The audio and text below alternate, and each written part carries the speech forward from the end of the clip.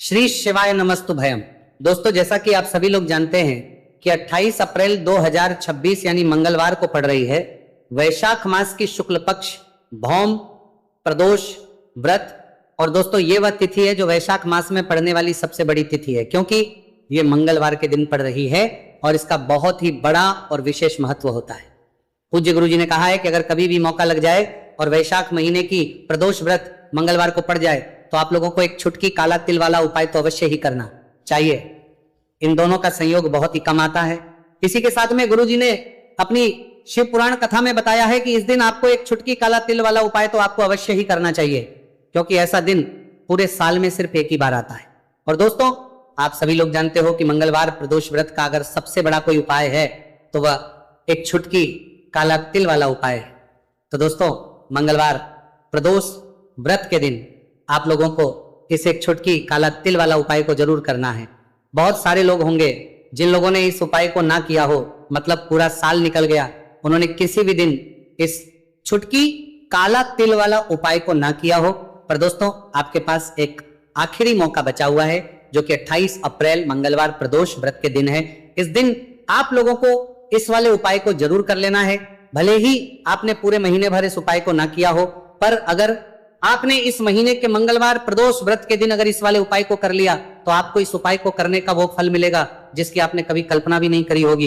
इसीलिए आप लोग इस वाले उपाय को एक बार जरूर कर लेना है, ताकि आप लोगों के हाथ से यह मौका ना जा सके और आपको इस उपाय को करने का फल मिल सके। दोस्तों, यह उपाय पंडित जी ने अपनी अभी की ही श्री शिव महापुराण की कथा में बताया है। उपाय को आज हम आपको बहुत अच्छे से समझाने वाले हैं। इस वीडियो को देखने के बाद इस उपाय को समझने के लिए आपको कोई और वीडियो को देखने की जरूरत नहीं पड़ेगी। तो चलिए दोस्तों, उपाय को शुरू करते हैं। देखिए, यह इस वैशाख महीने के मंगलवार प्रदोष व्रत के दिन यह इतना खास होता है, इतना महत्वपूर्ण होता है। देखा गया कभी कभी बड़े बड़े पूजा पाठ अनुष्ठान से जो मनोकामना पूर्ण नहीं होते, वह वैशाख महीने की मंगलवार प्रदोष व्रत के दिन एक छोटे से उपाय करने से ही आपकी मनोकामना पूर्ण हो है। और बहुत सारे लोगों ने इस उपाय को किया भी है और उनको इस उपाय को करने का फल भी जरूर मिला है। अगर आप लोग भी इस उपाय को करना चाहते हैं तो आप इस उपाय को पहले अच्छे से समझ लेना, सुन लेना, उसके बाद करना। आपको इस उपाय का फल जरूर मिलेगा और इस उपाय को कर लेने से आपके घर में चाहे किसी भी प्रकार की दुहक और समस्या क्यों ना चल रही हो, आपको उसका कारण भी नहीं पता है कि भाई ये समस्या किस कारण से चल रही है। उसका कुछ भी कारण हो सकता है, जैसे पितृदोष हो सकता है या किसी भी तरह का मंगल दोष भी हो सकता है। तो इस दिन आप लोगों को ये वाला उपाय कर लेना है। ये एक ऐसा उपाय है जिस उपाय को अगर किसी विशेष दिन पर किया जाए तो भाई उस विशेष दिन का जो है वह तो हमें मिलता ही मिलता है, पर हमने उस दिन पर इस उपाय को किया है तो हमें उससे भी बड़ा फल मिलता है और फल बहुत जल्दी मिलता है, क्योंकि आप इस उपाय को बहुत ही बड़े और विशेष दिन पर रहे हो। तो चलिए अब उपाय के बारे में बात करते हैं, लेकिन उससे पहले आप लोगों को यह जानना आवश्यक है कि आखिर ये उपाय किस समय करना है, किसको करना है और कैसे करना है। तो चलिए हम आगे आपको वीडियो में एक एक करके बता देते हैं। लेकिन उससे पहले अगर आप लोग हमारे चैनल पर पहली बार आए हैं या फिर मेरी आवाज आज पहली बार सुन रहे हैं तो हमारे चैनल को सब्सक्राइब जरूर कर लेना और इस वीडियो को लाइक करके कमेंट बॉक्स में श्री शिवाय नमस्तु भयम ओम नमः शिवाय जरूर टाइप कर देना। तो दोस्तों, इस एक छुटकी काला तिल वाला उपाय को हमें इस मंगलवार प्रदोष व्रत के दिन कैसे करना है, किसको करना है, किस समय करना है और कहां पर करना है, ये सारे सवालों के जवाब आपको इस वीडियो में मिल जाएंगे। और जो ये वीडियो देखेगा भाई, उसको एक छुटकी काला तिल वाला उपाय जरूर करना चाहिए, क्योंकि इस दिन काला तिल का भी बहुत ही बड़ा और विशेष महत्व होता है।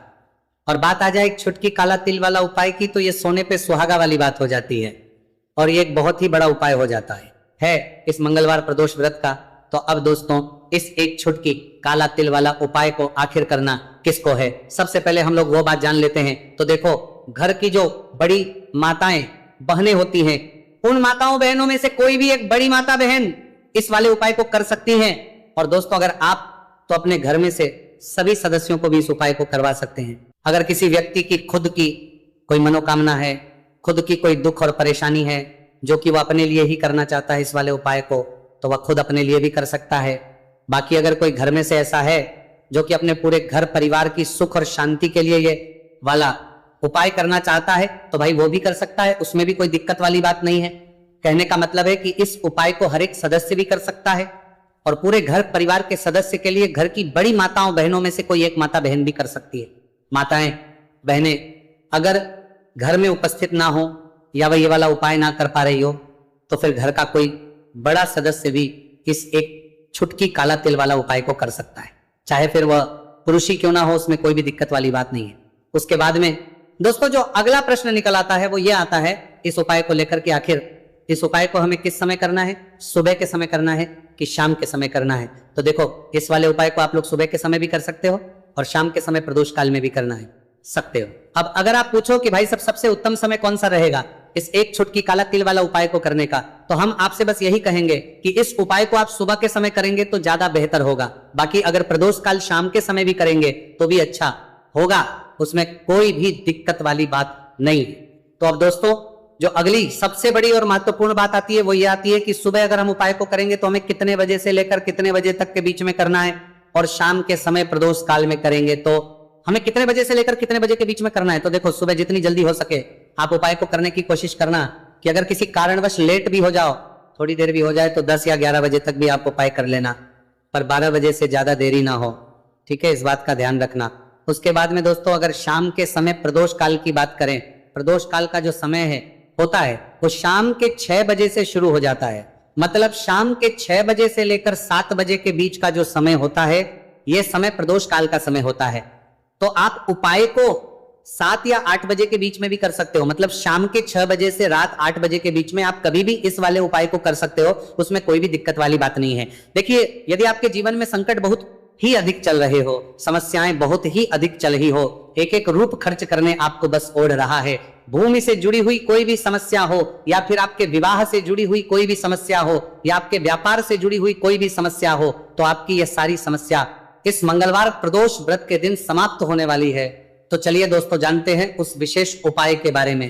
देखिए इस वीडियो में हम पूज्य गुरुजी द्वारा बताए गए 3 बहुत ही चमत्कारिक उपायों के बारे में जानेंगे। देखिए ये जो उपाय है आपके जीवन से दुर्भाग्य का तो अंत करेंगे ही, साथ ही साथ यदि आपके जीवन में धन की समस्या चल रही है तो वह सभी भी आपकी समाप्त हो जाएंगी। देखिए गुरुजी ने बताया है कि जब भी मंगलवार प्रदोष व्रत का दिन पड़े तो हमें कर्ज मुक्ति के लिए कुछ उपाय करने चाहिए, इसी के साथ हमें धन प्राप्ति, भूमि से जुड़े कार्यों और विवाह के लिए भी उपाय करने चाहिए। तो चलिए दोस्तों जानते हैं गुरुजी द्वारा बताए गए सबसे पहले उपाय के बारे में। देखिए यह उपाय विशेषकर उन लोगों को करना है जिनकी भूमि से जुड़ी कोई भी समस्या चल रही हो, यानी कि उनकी भी जमीन से जुड़ी हुई समस्या चल रही है, यानी कि जो लोग मकान खरीदना चाहते हैं या फिर उनका खेत से जुड़ा कोई भी केस चल रहा है या फिर जिनके भी विवाह में विलंब हो रहा है या फिर जिन भी लोगों के जीवन में कर्ज बहुत ही अधिक बढ़ने लगा है, कर्ज जो है वह चुका नहीं पा रहे हैं, तो गुरुजी ने कहा है कि ऐसे लोगों को यह उपाय करना चाहिए। देखिए इस उपाय के लिए आपको थोड़े से काले तिल ले लेने हैं। देख आपको मात्र एक चुटकी काले तिल ले लेने हैं, इसी के साथ में आपको थोड़ा सा शहद ले लेना है, फिर सबसे अंत में आपको एक लोटा शुद्ध जल ले लेना है। तांबे के पात्र के अंदर आपको अपने घर से शुद्ध जल ले लेना है और इन सभी सामग्रियों को आपको लेकर के पहुंच जाना है भगवान शिव के मंदिर में। देखिए पूज्य गुरुजी ने बताया है कि इस उपाय को आप सुबह से लेकर के शाम तक किसी भी समय में कर सकते हैं। देखिए मंदिर पहुंचने के आप जो काले तिल लेकर के गए थे उनमें आपको थोड़ा सा शहद लगा लेना है। देखिए आप जो शहद लेकर के आए हैं उस शहद में आपको ये काले तिल अच्छे से डुबो देना है और शहद से युक्त ये जो काले तिल हैं इन्हें आपको शिवलिंग पर अर्पित कर देने हैं या फिर आपको शिवलिंग के चारों तरफ अच्छे से काले तिल का लेपन कर देना है। पूज्य गुरुजी ने बताया है कि लेपन करते समय यदि आपके जीवन में कर्ज से जुड़ी समस्याएं चल रही हैं, लेपन करते समय आपको आर्यन मुक्तेश्वर महादेव का स्मरण करना है या फिर आपके जीवन में विवाह से संबंधित या फिर जमीन से संबंधित कोई भी समस्या चल रही है तो फिर आपको मंगलेश्वर महादेव का स्मरण करना है। इसके बाद जो आप जल लेकर के आए हैं उसे आपको धीरे धीरे शिवलिंग पर अर्पित कर देना है तथा आपको लगातार शिव महापुराण के मूल मंत्र श्री शिवाय नमस्तुभयम इस मंत्र का जाप करते रहना है। पूज्य गुरुजी ने बताया है कि सिर्फ एक मंगलवार प्रदोष व्रत ये उपाय करके देखना और आप स्वयं देखेंगे कि 2 से 3 महीने के अंदर आपके जीवन से जुड़ी हुई जो भी समस्याएं हैं बस सभी समस्या बहुत ही जल्द महादेव की कृपा से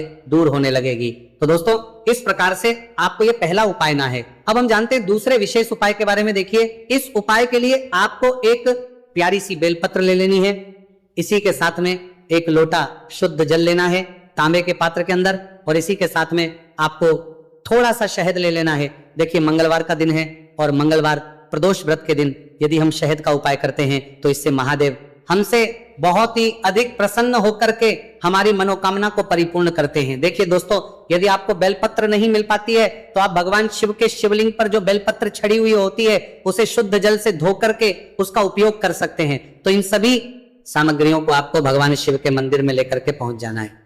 गुरुजी ने कहा है कि इस उपाय को भी आप सुबह से लेकर के शाम तक किसी भी समय में कर सकते हैं। देखिए मंदिर पहुंचने के बाद आपके पास जो एक बेलपत्र है और बेलपत्र की जो सबसे बड़ी वाली पत्ती होती है और उसकी जो चिकनी साइड होती है उस पर आपको अच्छे से शहद का लेपन कर देना है। यानी कि बेलपत्र की बड़ी वाली पत्ती पर, पूरी ही पत्ती पर अच्छे से शहद लगा देना है।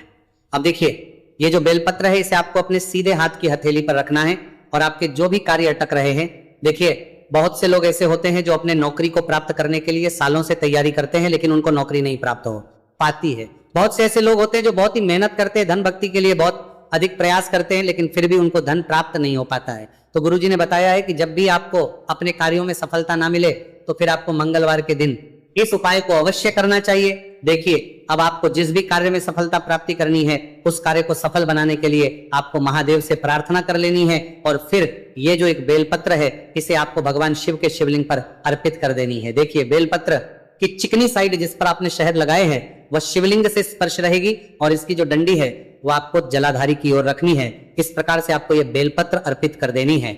अब देखिए आप जो एक लोटा जल लेकर के आए हैं उसे आपको भगवान शिव के शिवलिंग पर धीरे धीरे अर्पित कर देना है। श्री शिवाय नमस्तु भयम इस मंत्र का जाप करते हुए देखिए जैसे ही ये जल शिवलिंग से होकर के जलाधारी की ओर बह करके आएगा तो इसे आपको थोड़ा सा अपने सीधे हाथ की हथेली में झेल लेना है।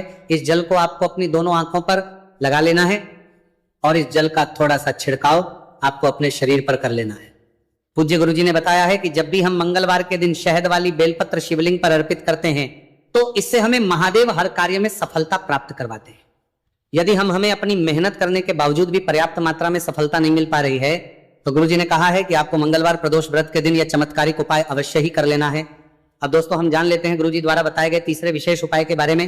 देखिए इस उपाय के लिए भी आपको मात्र एक लोटा शुद्ध जल ले लेना है तांबे के पात्र के अंदर। फिर इसी के साथ में आपको एक प्यारी सी बेलपत्र ले लेनी है। बेलपत्र आपको ध्यान रखना है कि कैसे भी कटी हुई खंडित नहीं होनी चाहिए। अब देखिए मात्र 2 सामग्री लेकर के आपको भगवान शिव के मंदिर में पहुंच जाना है। पूज्य गुरुजी ने बताया है कि यह उपाय विशेषकर उन लोगों को करना है जिनकी कोई भी विशेष मनोकामनाएं जो कई दिनों से परिपूर्ण नहीं हो पा रही है, चाहे वो विवाह से संबंधित हो, नौकरी से संबंधित हो, व्यापार से संबंधित हो, चाहे किसी भी प्रकार की मनोकामना है जो परिपूर्ण नहीं हो पा रही है तो उसके लिए आपको यह उपाय करना है। देखिए इस उपाय को भी आप सुबह से कि शाम तक किसी भी समय में कर सकते हैं।